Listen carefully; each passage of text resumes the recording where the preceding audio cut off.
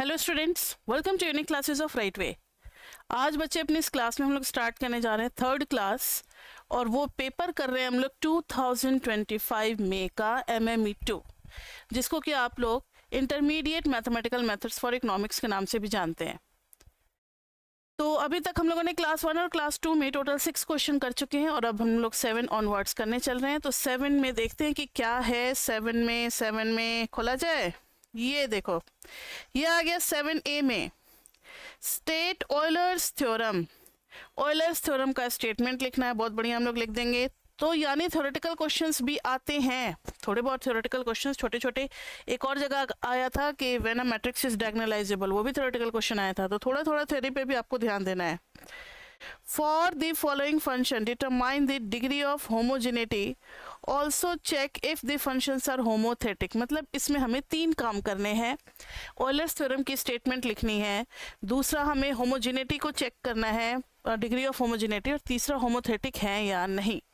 इसमें 2 फंक्शन दिए गए हैं, ln x square ln xy, और दूसरा है e to the power ln x square minus xy ही होगा वो, ठीक है। x2 तो नहीं होगा, x स्क्वायर होगा। तो 7 का ए करने चलते हैं, चलो। तो देखो ऑयलर्स थ्योरम है क्या। Euler's theorem,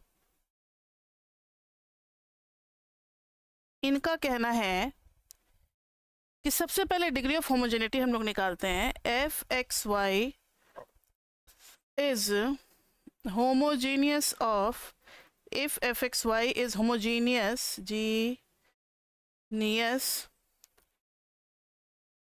of degree k, then x into partial derivative of f with respect to x, मतलब जिस वेरिएबल के रिस्पेक्ट में उस वेरिएबल से मल्टीप्लाई करेंगे, फिर del f by del y y के साथ इज इक्वल टू क्या आ जाएगा, k इंटू वापस वही एफ एक्स वाई।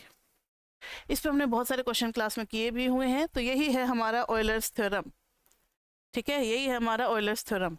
अब पहला जो था function z is equal to ln x square plus ln xy, इसमें हमें डिग्री चेक करनी है।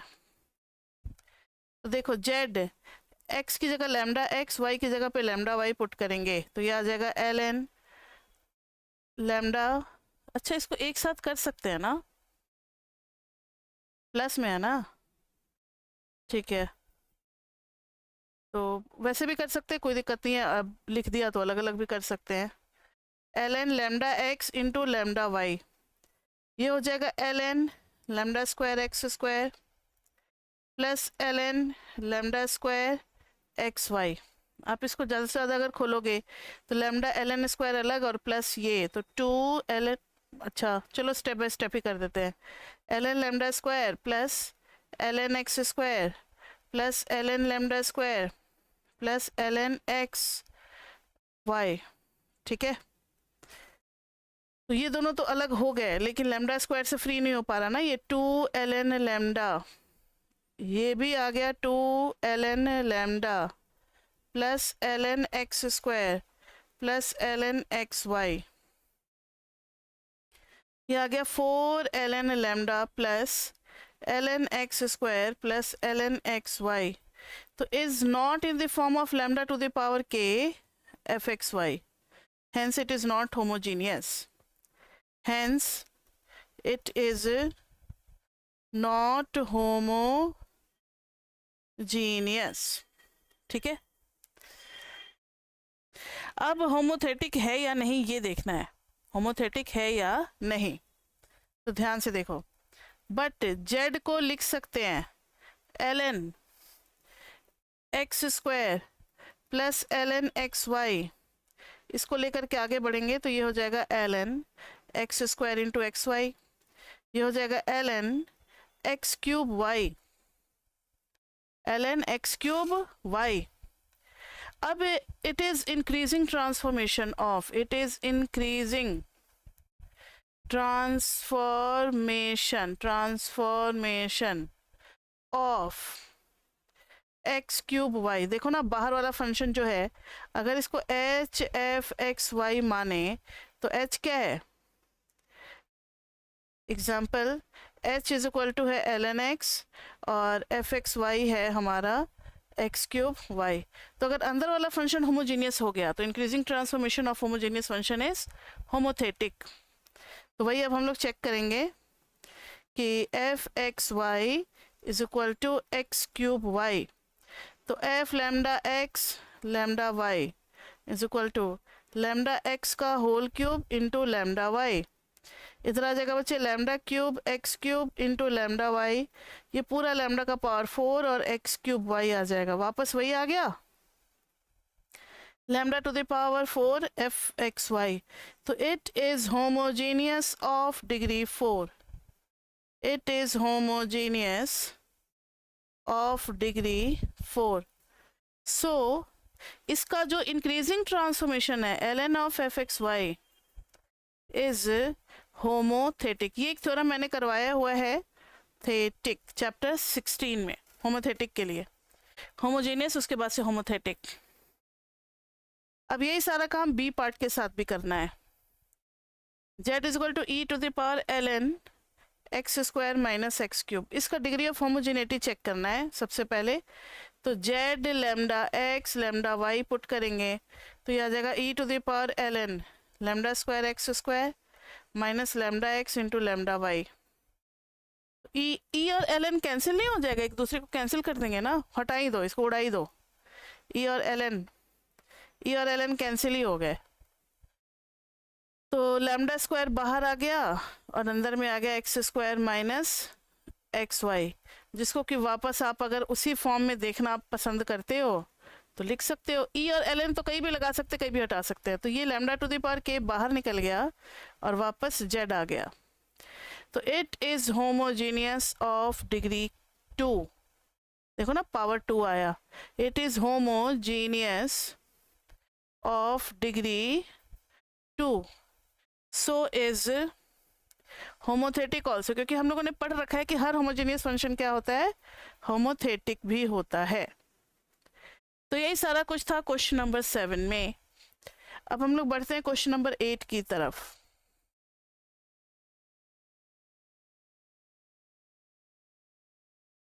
क्वेश्चन नंबर 8, अच्छा अभी इसका 7 का ए और बी तो अभी बाकी ही है। अभी ए का फर्स्ट और सेकंड हुआ है, अभी बी बाकी है बच्चे। The function f is defined for all x y with fxy is equal to this thing. Show that the point 1 3 lies on the level curve and find the equation of tangent line to the curve at this point. ठीक है, तो इसका हम लोगों को equation of tangent निकालना है। पहले तो शो करना है कि ये पॉइंट इस लेवल कर्व पे लाई करता है और फिर इक्वेशन ऑफ टेंजेंट भी निकालना है। ठीक है ठीक है ठीक है, अभी 7 खत्म नहीं हुआ है, वो 7 का ए का सेकेंड था, रुक जाओ, क्वेश्चन नंबर 7 ए का सेकेंड था। अब 7 बी करने चल रहे हैं, ठीक है। 7 का बी, 7 के बी में है, क्या था level curve, f x y is equal to x e to the power y minus 3 plus x y square minus 2y। ठीक है, शो डैट द पॉइंट, अब हमें 1 3 को लाई करवाना है f x y is equal to 4 पे। तो अगर x की जगह 1 y की जगह 3 डालने पे अगर 4 आ गया तो फिर ये लेवल कर्व को सेटिस्फाई कर देगा। तो putting x is equal to 1 y is equal to 3 we get f of 1 3 is equal to x की जगह पे 1 और y की जगह पे 3, 1 y की जगह पे 3, y की जगह पे 3, e to the power 0 is 1 तो 1 प्लस 9 माइनस 6, 10 माइनस 6 इज 4 आ गया ना।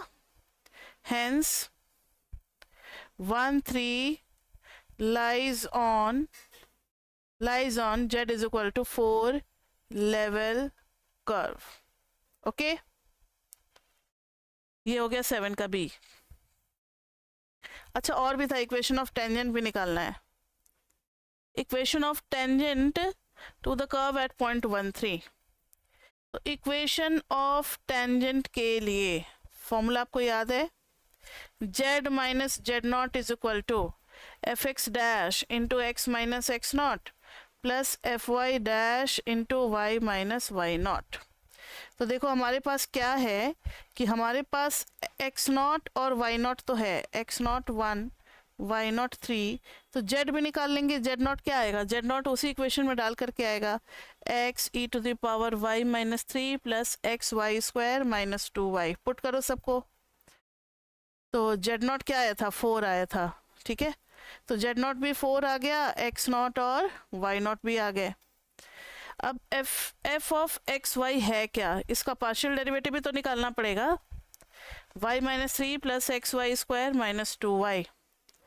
एफ एक्स डैश निकालेंगे, डैश एक्स के रिस्पेक्ट में निकालेंगे तो e to the power y minus 3 x का हो गया 1 प्लस वाई स्क्वायर, एक्स के रिस्पेक्ट में करेंगे तो 1 वाई स्क्वायर। ठीक है, अब एफ वाई डैश निकालेंगे, वाई के रिस्पेक्ट में करेंगे तो x e to the power y minus 3 Y का हो गया 1 plus x into 2y minus 2। अब निकालना किस पे है, तो एट 1 3 पे निकालना है। F x dash is equal to e to the power 3 minus 3 is 0 plus y की जगह पे 3 का स्क्वायर 9 प्लस 1, ये 1 हो गया और ये 9 हो गया, 1 plus 9 is equal to 10। F y dash निकालेंगे तो एक्स की जगह पे 1 e to the power 0 plus x की जगह पे 1 इंटू 2y, तो 3 2 6 माइनस 2, ये हो गया 1 6 7 माइनस 2 5। एफ एक्स डैश आ गया 10, एफ वाई डैश आ गया 5। अब पुट कर देते हैं सबको, पुटिंग ऑल इन 1, तो z माइनस जेड नॉट यानी कि 4, f x dash is 10, x minus x not, x not कितना है 1 है और y नॉट है 3, x minus 1 plus f y dash is 5 y minus 3। तो ये आ गया z minus 4 is equal to 10x minus 10 plus 5y minus 15। तो ये आ गई z is equal to 10x plus 5y minus कितना आ गया बताओ, 10 और 15 25 और प्लस 4 गया तो minus 21। This is the equation of tangent. ठीक है, ये आ गया हमारा equation of tangent.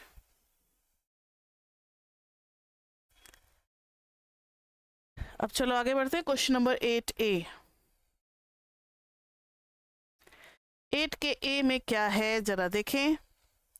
Consider the function f x y defined for all x y as find out the subset of x y where f x y is convex. मतलब हमें वो points निकालने हैं जहां पर ये फंक्शन जो होगा वो सेट निकालना है, जहां पर ये फंक्शन जो होगा वो कॉन्वेक्स होगा।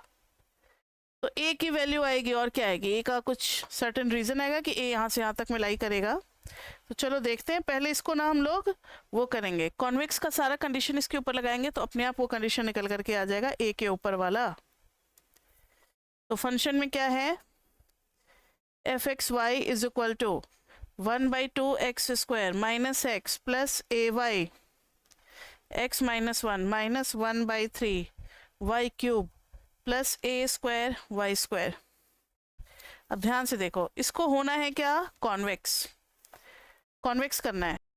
तो कॉन्वेक्स के लिए सबसे पहले तो पार्शियल डेरिवेटिव निकालना पड़ेगा और सेकंड ऑर्डर तक जाना पड़ेगा कॉन्वेक्स का, अगर आपको कंडीशन याद है तो एफ एक्स डैश निकालोगे तो कितना आ जाएगा, 2x अपॉन 2 माइनस 1, यहाँ पर x का 1 आ जाएगा तो ए वाई, और इसमें तो कहीं x है ही नहीं।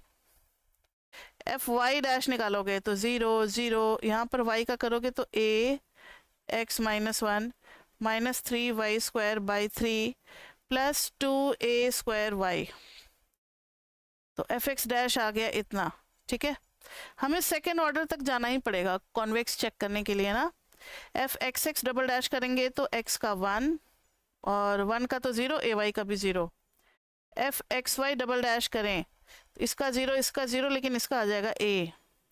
F y y double dash करें तो 3 3 cancel, minus 2y plus 2a square. ठीक है, अब देखो जरा, this is a, this is b and this is c. फिर से वही determinant a b b c निकालेंगे हम लोग। तो इधर आ जाएगा 1 ए और इधर क्या, a minus 2y plus 2a²। इधर आ जाएगा -2y plus 2a² minus a² is equal to -2y plus a²। ये आ गया। फॉर कॉन्वेक्स ये डिटर्मिनेंट होना चाहिए, क्या होना चाहिए बताओ, ग्रेटर देन 0। तो which implies greater than equal to भी 0 हो सकता है, स्ट्रिक्टली तो नहीं बोला ना, इसलिए इज इक्वल टू लगा सकते हैं, ग्रेटर देन इक्वल टू 0। तो 2y is less than equal to a², y is less than equal to a²/2। अब देखो कॉन्वेक्स के लिए ये तो हमारा खैर पॉजिटिव है और इसको भी होना पड़ेगा क्या, पॉजिटिव। FY को भी होना पड़ेगा पॉजिटिव। तो इधर भी कंडीशन निकालते हैं, FY को भी होना पड़ेगा पॉजिटिव। FY में क्या आया है, -2y plus 2a² greater than 0। 2 गया तो y छोटा आ गया a² से। अब ध्यान दो, एक कह रहा है कि a²/2 से छोटा है, a² चाहे कुछ भी होगा तो पॉजिटिव। एक कह रहा है a²/2 से छोटा है। तो दोनों का कॉमन क्या होगा बताओ, दोनों का कॉमन होगा, कॉमन रीजन इज, ऐसे सभी एक्स वाई आ जाएंगे such that y is less than equal to a²/2। Common जो सेट होगा वो a²/2 से छोटे के लिए होगा, ठीक है। तो इस वाले रीजन में अगर y हमारा लाई करता है तो सेट फंक्शन क्या हो जाएगा हमारा, convex, subset of xy plane निकाल लिया। नेक्स्ट है, suppose that fx is equal to e to the power -x², fu is equal to ln u।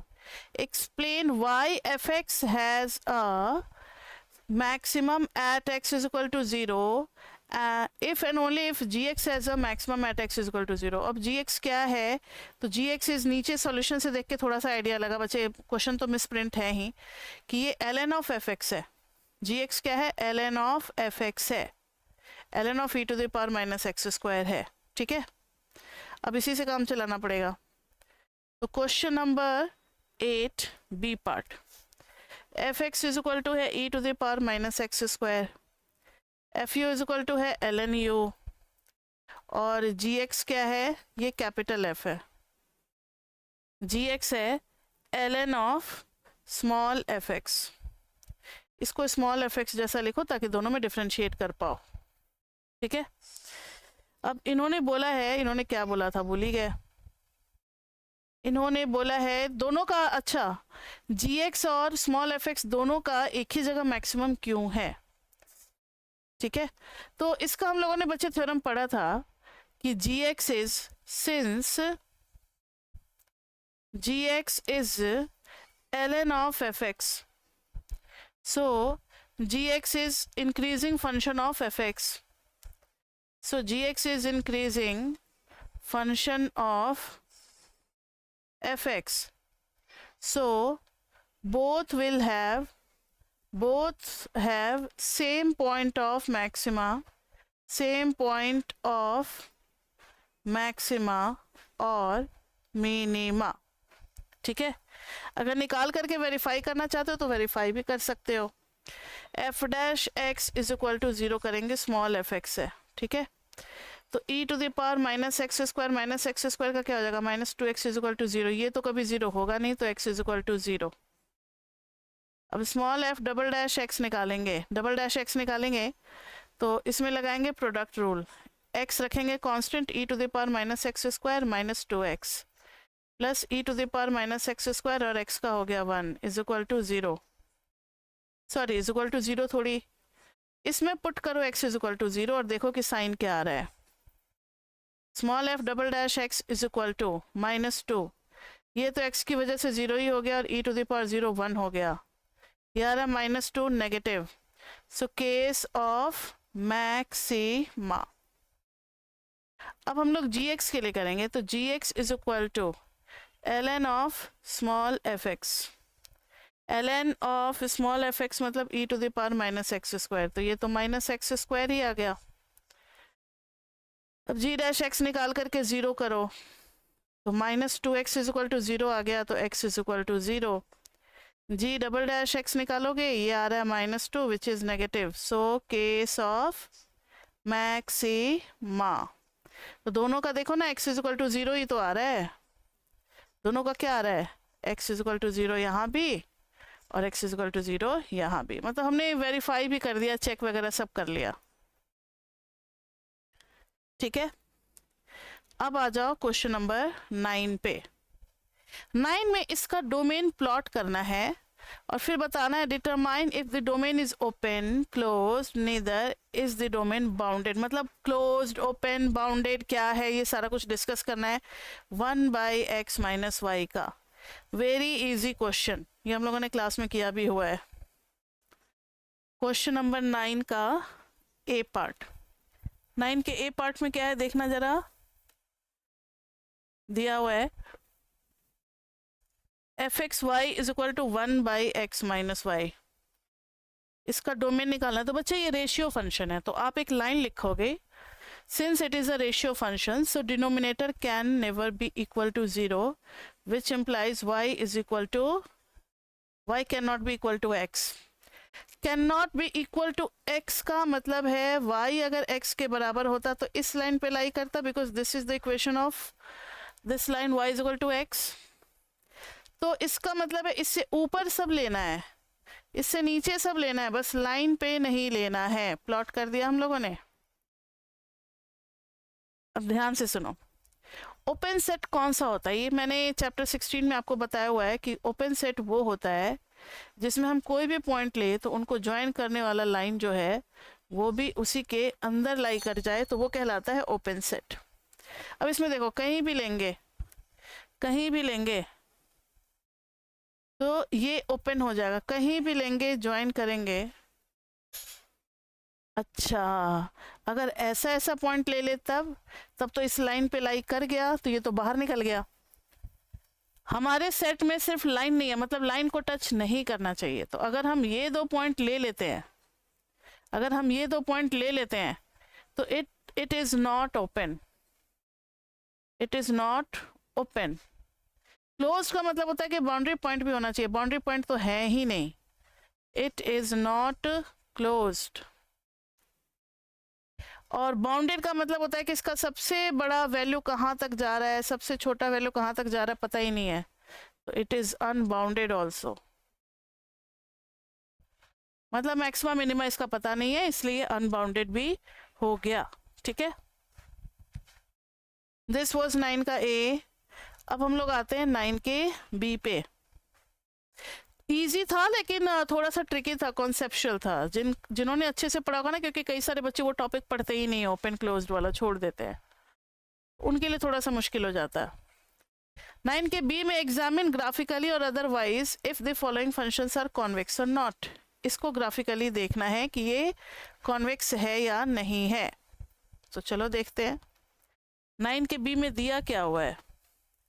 9 के बी में है t, नहीं पहला है s is equal to x y such that x square plus y square, यहाँ पर greater than equal to 4 होना चाहिए, greater than equal to 4 less than equal to 9, ऐसे होना चाहिए। मिसप्रिंट है ये। तो ऐसा ग्राफ हम लोगों ने बहुत बना हुआ है। ये एक सर्कल है, ये 4 रेडियस मतलब 2 रेडियस वाला है, ये 3 रेडियस वाला है। तो ये तो आप लोग बना सकते हो, x square plus y square is greater than equal to 4, तो x square plus y square is, इसको आप थोड़ा सा और अरेंज करके लिख दो, तो x माइनस 0 का स्क्वायर प्लस वाई माइनस 0 का square is greater than equal to 2 का स्क्वायर। तो ये एक सर्कल है, रेडियस है 2 और उसके बाहर का रीजन कह रहा है, बाहर का रीजन कह रहा है कि ये हमारे डोमेन में होगा। ठीक है, और इधर जहां तक इसकी बात है x square plus y square less than equal to 9, तो इसको आप लिख सकते हो x minus 0 plus y minus 0 का square less than equal to 3 का स्क्वायर। तो दिस इज 1 2 3 1 2 3 1 2 3 1 2 3। अब इसमें अंदर का रीजन लेना है, अंदर का रीजन लेना है बच्चे। तो ये हो गया अंदर का रीजन। ये कुछ बाहर में एरर आ गया, रुक जाओ। अंदर का रीजन ये हो गया। अब दोनों का कॉमन रीजन लेना है, तो ध्यान से देखो ना। 1 2 3 1 2 3 1 2 3 1 2 3। ठीक है, बहुत बढ़िया। 2 और 3 के बीच का रीजन लेना है।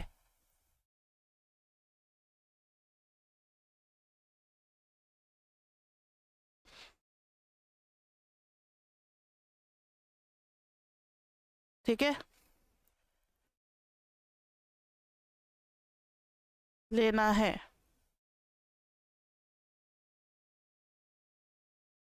अब ध्यान से सुनो। और बाउंड्री किसका किसका इंक्लूडेड था? दोनों जगह इज इक्वल टू है, यहाँ भी है यहाँ भी है, तो दोनों बाउंड्री को डार्क भी कर दो। दोनों बाउंड्री को क्या कर दो? डार्क भी कर दो। यहाँ 2, यहाँ 3, यहाँ 1। अब बताओ कि ये ओपन है? नहीं, क्या पूछा इन्होंने? ओपन क्लोज्ड कुछ पूछा है ना? सेट्स आर कॉन्वेक्स और नॉट। ठीक है, कॉन्वेक्स के लिए होता है कि अगर हम कोई भी दो पॉइंट ले, उनको ज्वाइन करने वाला लाइन अगर उसी सेट में आ जाए, लेकिन ये क्या, ये पार्ट तो बाहर आ गया, वाइट वाले पार्ट में आ गया। ये देखो, जो रेड वाला पार्ट है वो बाहर चला गया, येलो से बाहर। तो अगर हम ऐसा कोई, नो डाउट अगर ये दोनों पॉइंट लेते तब तो हमारा क्या हो जाता? कॉन्वेक्स हो जाता। लेकिन होने के लिए तो लाखों केस दिखलाने पड़ेंगे, नहीं होने के लिए तो एक ही काफी होता आर्गुमेंट। ए और बी के बीच में अगर हम एक भी ऐसा निकाल लिए लाइन जो कि सेट से बाहर चला गया, तो इट इज नॉट कॉन्वेक्स। ठीक है, इट इज नॉट कॉन्वेक्स। अब एक दूसरा भी है, मतलब क्वेश्चन नंबर 9 का बी का सेकेंड पार्ट।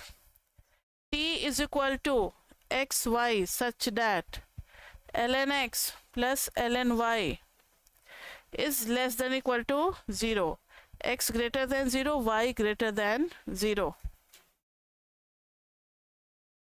अब देखो जरा इसमें क्या करना है। तो इसका तो ग्राफ बनाना बहुत ही आसान है। सबसे पहले तुम लोग लेंगे ln x plus ln y less than equal to 0। तो ये बन जाएगा ln x y less than equal to 0। Log का ग्राफ आपको याद है ना, ये मोनोटोनिकली इंक्रीजिंग होता है। मोनोटोनिकली इंक्रीजिंग का मतलब होता है कि अगर x2 x1 से बड़ा है तो ln x2 भी ln x1 से क्या होगा? बड़ा होगा। ये बोथ साइडेड ट्रू होता है। तो ln x y is less than equal to 0 को क्या लिख सकते हैं? ln 1। इसका मतलब है x y is less than equal to 1। इसका मतलब है y is less than equal to 1/x। और बनाना फर्स्ट क्वाड्रेंट में ही है क्योंकि x और y पॉजिटिव है। ये बन गया। और लेस देन का है, यानी ये वाला रीजन। अब देखो ना, इसमें अगर आप कोई भी पॉइंट लेते हो, मान लो अगर ये दोनों पॉइंट ले लिए, तो बाहर से निकल करके ये वाला तो कुछ पोर्शन बाहर चला गया ना सेट के, तो ये भी हमारा नॉट कॉन्वेक्स हुआ। समझ में आ गई बात? अंदर में तो सब हो जाता, लेकिन ये और ये ले लो, चलो बहुत बड़ा पोर्शन बाहर चला गया, येलो से बाहर चला गया, तो फिर ये कॉन्वेक्स नहीं होगा। ठीक है, तो ये थे हमारे क्वेश्चन नंबर 9। अब हम लोग आते हैं क्वेश्चन नंबर 10 पे। अब बच्चे देखते हैं क्वेश्चन नंबर 10 में क्या है। क्वेश्चन नंबर 10 ये रहा। Consider 4 linearly independent vectors u v w and x। मतलब u v w और x, ये जो चार हैं, ये हमारे क्या है? लीनियरली इंडिपेंडेंट वेक्टर्स हैं। Are the vectors u plus v, v plus w, w plus 2u minus 2v plus u linearly independent और डिपेंडेंट? ये पूछा है इन्होंने। ठीक है, कि ये लीनियरली इंडिपेंडेंट है या फिर डिपेंडेंट है। देखो जरा, सबसे पहली बात कि जो हमें गिवन है u v w x are linearly independent. Linearly independent इसका मतलब है अगर c1u plus c2v plus c3w plus c4x is equal to अगर 0 है, देन सारे के सारे कांस्टेंट क्या हो जाएंगे? बताओ, 0 हो जाएंगे। अब हमें चेक करना है, किसके किसके लिए चेक करना है? तो हमें चेक करना है u प्लस वी के लिए, और फिर चेक करना है v प्लस डब्लू के लिए, फिर चेक करना है w प्लस 2u के लिए, और फिर चेक करना है माइनस 2v प्लस u के लिए। तो एक काम करो ना, इसके साथ C1 लगा दो, इसके साथ C2 लगा दो, इसके साथ C3 लगा दो, इसके साथ C4 लगा दो, इज इक्वल टू 0 कर दो। देखो तो क्या आ रहा है, u यहाँ भी है, u यहाँ है, और u यहाँ है, तो u का कोफिशिएंट क्या बनेगा, u का कोफिशिएंट क्या बनेगा जरा देखो, C1 प्लस यहाँ से आ जाएगा 2C3 माइनस 2C4 नहीं, इधर आ जाएगा C4 into u plus v यहाँ भी है, v यहाँ भी है, और v यहाँ भी है, तो इसकी वजह से आ जाएगा C1 plus C2 minus 2C4 into v, w यहाँ भी है, w यहाँ भी है, तो ये हो जाएगा C2 प्लस C3 इंटू डब्लू इज इक्वल टू 0। तो देखो ना, since all are linearly independent, तो C1 plus 2C3 plus C4 क्या हो जाएगा 0, C1 plus C2 minus 2C4 क्या हो जाएगा 0, C2 plus C3 is equal to क्या हो जाएगा 0, है ना। अब एक काम करो, यहाँ से हम लोग को पता है कि C3 is equal to minus C2, इसको फर्स्ट इक्वेशन में डाल दो, तो C3 की जगह पे माइनस C2, तो minus 2C2 plus C4 is equal to 0, C1 plus C2 minus 2C4 is equal to 0। अब इन दोनों को जरा सॉल्व करो, सब्ट्रैक्ट करेंगे तो ये कैंसिल, ये कितना आ गया minus 3C2 plus 3C4 is equal to 0, तो C4 is equal to C2 आ गया, C4 is equal to C2 आ गया, और C3 is equal to minus C2 है ही हमारे पास, इसको 1, इसको 2, इसको 3 मान लें। अब एक काम करते हैं ना, C4 is equal to C2 डाल देते हैं, किस में, यहाँ C4 is equal to C2 डाल देंगे तो इसके साथ सॉल्व होकर के कुछ देगा, तो पुटिंग इन सेकेंड, तो C1 प्लस C2, C4 की जगह पे C2 डाल देना है, इज इक्वल टू 0, तो C1 minus C2 is equal to 0, तो C2 is equal to C1। चलो तो सब कुछ C1 के टर्म्स में आ गया या C2 के टर्म्स में, let C2 is equal to K, तो C1 भी K, C3 माइनस K यहाँ से, और C4 भी K। अगर कोई K 1 लेट कर ले तो उसका आ जाएगा C1 1, C2 1, C3 minus 1, C4 1, तो 0 तो नहीं आया ना, K है तो K तो कुछ भी हो सकता है, नॉट ऑलवेज ट्रिवियल, हमेशा 0 होगा ऐसा तो जरूरी नहीं है, नॉट ऑलवेज ट्रिवियल। सो ये क्या हो गए सारे डिपेंडेंट, क्या हो गए डिपेंडेंट, ओके।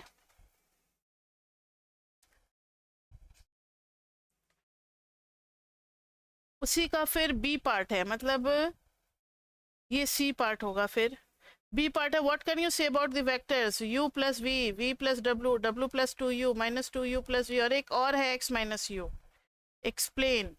ये सेट ऑफ 5 वेक्टर्स है, अब इनको लेकर के आगे बढ़ना है, तो इन पांचों वेक्टर को जो है सो हम लोग करके देखते हैं कि ये इंडिपेंडेंट है या नहीं, ठीक है।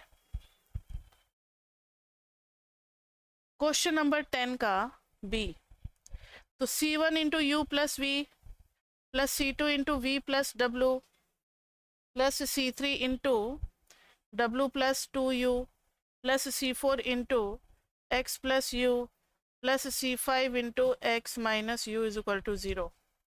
जब इसको सॉल्व करोगे तो u का कोफिशिएंट क्या बनेगा, u यहाँ है, यहाँ से निकलेगा u, एक यहाँ से निकलेगा, एक यहाँ से निकलेगा, एक तो निकल गया C1, यहाँ से निकल गया 2C3, यहाँ से निकल गया C4, यहाँ से निकल गया C5 into u plus v में क्या आ जाएगा C1 plus C2 into v plus w का कितना आ जाएगा C2 C3 C2 plus C3W, और क्या है, x है, x का कोफिशिएंट क्या आएगा, C4 minus plus C4 plus C5 x is equal to 0। सब लीनियरली इंडिपेंडेंट है, तो C1 plus 2 C3 plus C4 minus C5 is equal to 0। ठीक है,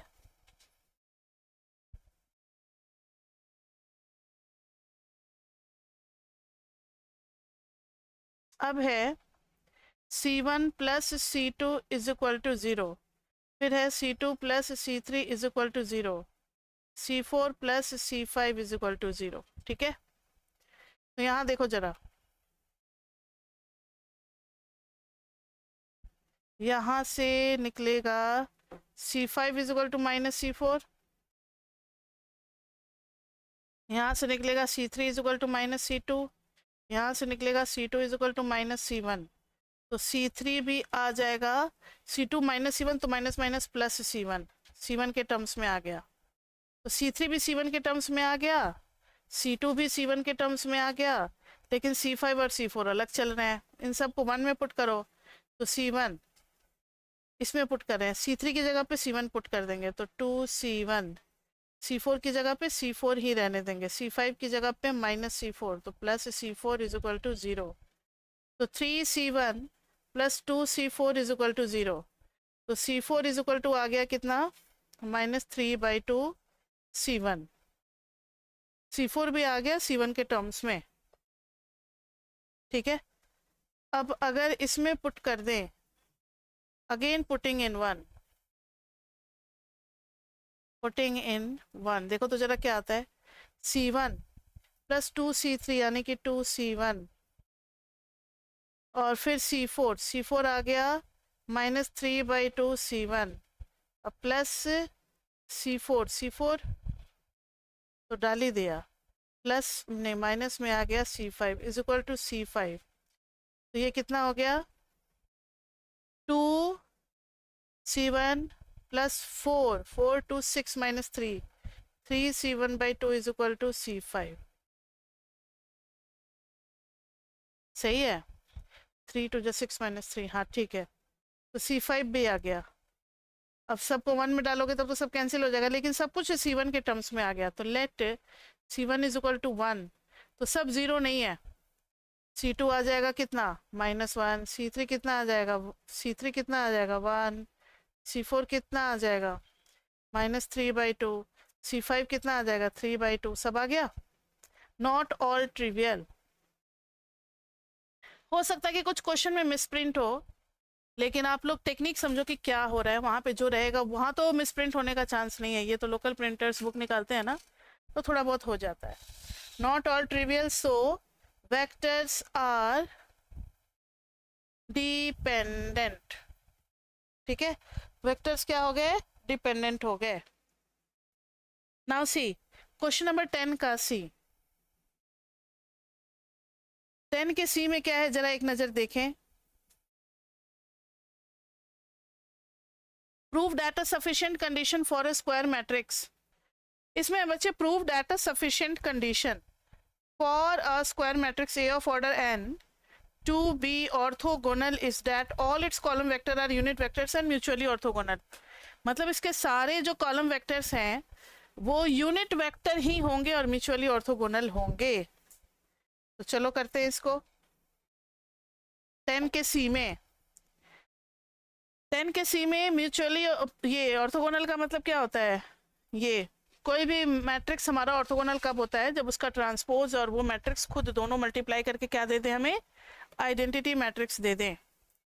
मान लो कि ए में है C1 C2 column third C3 से लेकर के Cn, तो ए के ट्रांसपोज में क्या हो जाएगा बताओ, C1 इधर आ जाएगा, C2 ये वाला रो बन जाएगा, C3 ये रो बन जाएगा, like this way, Cn last वाला रो बन जाएगा। अब ए के ट्रांसपोज को ए से मल्टीप्लाई करना है और तब आई आएगा, इसका मतलब है फर्स्ट कॉलम को फर्स्ट कॉलम के साथ, तो यहाँ पर आ रहा है C1 डॉट C1, फिर फर्स्ट कॉलम को इसके साथ तो C1 डॉट C2, फिर C1 डॉट Cn, इस तरीके से इसमें आ जाएगा। अब सेकेंड रो का सबके साथ तो C2 dot C1, C2 dot C2 से लेकर के कहाँ तक बताओ, C2 dot CN, so on. Last वाले रो का फिर हर कॉलम के साथ करेंगे, तो CN dot C1, CN dot C2 से लेकर के कहाँ तक, CN डॉट CN तक। और जब आप इसको कंपेयर करोगे 1 0 0 0 1 1 1 1 1, बाकी सब 0, ठीक है। तो इसका मतलब है कि C1 C1, C2 C2, CN CN सब क्या हो जाएगा, 1 हो जाएगा। और बाकी सारे जितने भी हैं, यहां से लेकर के यहां तक, यहां से लेकर के यहां तक, ये सब 0 हो जाएंगे। इसका मतलब है कि C1 dot C1 is equal to 1, C2 dot C2 is equal to 1, dot dot dot dot CN dot CN is equal to 1। What does this imply कि मॉडुलस ऑफ C1 का square is equal to 1, which implies कि C1 is unit vector. इसी तरीके से C2 dot C2 मतलब C2 dot C2 का मतलब क्या हो गया, C2 का लेंथ का स्क्वायर इज इक्वल टू 1, यानी C2 भी क्या है, is unit vector. Similarly CN square is equal to 1, which implies CN is unit vector. तो सारे तो यूनिट वेक्टर आ गए, और इधर इधर क्रॉस, ये वाला C1 dot C2 0, C2 dot C1 0, तो CI dot CJ is equal to 0, I is not equal to J। What does this imply कि CI and CJ are mutually, बताओ, mutually orthogonal vectors, mutually orthogonal vectors, ठीक है। तो इस तरीके से ये इस टाइप के क्वेश्चंस भी होते हैं। तो ये थे सारे हमारे 10 क्वेश्चंस जो कि MME 2 में पूछे गए थे। तो आई होप कि आपको सब कुछ समझ में आया होगा। लेकिन अब आप जब मेरा देख रहे होंगे ना, मेरा करने का तरीका, तो आपको लग रहा होगा कि अरे कितना इजी है, इतना इजी पेपर होता है क्या। लेकिन बच्चे, मेरे करने और आपके करने में बहुत फ़र्क होगा। मुझे तो सारी चीज़ें याद है, तो कभी क्या लगाना है मुझे उसी टाइम में आ जाता है दिमाग में। आप जब करोगे तो हो सकता है कि 10-20% क्वेश्चन आप ना कर पाओ। तो कौन कौन से क्वेश्चन आप नहीं कर पा रहे हो, आपने पढ़ा भी है या नहीं पढ़ा। कई सारे ऐसे बच्चों को जिन्होंने अभी तक पढ़ना भी नहीं शुरू किया, तो आप हमारा क्रैश कोर्स लो, जो बहुत ही कम टाइम में आपको आइडिया दे देगा। उसके बाद से फिर आप हमारे प्रीवियस पेपर्स कर लेना। कुछ हमने क्वेश्चंस जो है ना वो चैप्टर वाइज भी दे रखे हैं, अगर टाइम मिलता है तो वो करो, और नहीं तो फुल पेपर करो। फुल पेपर जैसे 2025 का भी मैंने करवाया, ऐसे 2024 का, 2023 का, ऐसे सारे पेपर्स हैं। तो फुल पेपर भी अगर आप 5 कर लोगे तो आपको आइडिया लग जाएगा। तो एग्जाम में वैसी स्थिति नहीं रहेगी कि बिल्कुल ब्लैकआउट हो गए, और नेक्स्ट सेमेस्टर में भी आपको ज़्यादा स्ट्रगल नहीं करना पड़ेगा। तो पढ़ना तो पड़ेगा बच्चे, बिना पढ़े तो कोई गुजारा है नहीं। अब आप कैसे पढ़ते हो ये आपके ऊपर डिपेंड करता है। हमारी तरफ से आपके लिए कॉन्सेप्ट क्लासेस है, क्रैश कोर्स है और पेपर्स हैं। तो ये काफ़ी हेल्पफुल रहेगा नेक्स्ट सेम में भी, और अभी भी आपको आपकी नैया को डूबने से बचा सकता है। और जो लोग पहले से पढ़ रहे हैं उनको तो काफ़ी मज़ा आ रहा होगा कि अरे मुझे तो सिर्फ 10-20% ही रिवाइज करने की ज़रूरत है, अच्छे से करने की ज़रूरत है। उन्हें पता है कि उन्हें कौन कौन से सेक्शन करने की ज़रूरत है। ये जितने भी थ्योरेटिकल क्वेश्चंस आ रहे हैं ना चैप्टर 16 से, और किससे, चैप्टर 14 से, उसको ज़्यादा 14 और 16 को ज़्यादा आपको देखने की डिटेल में ज़रूरत है।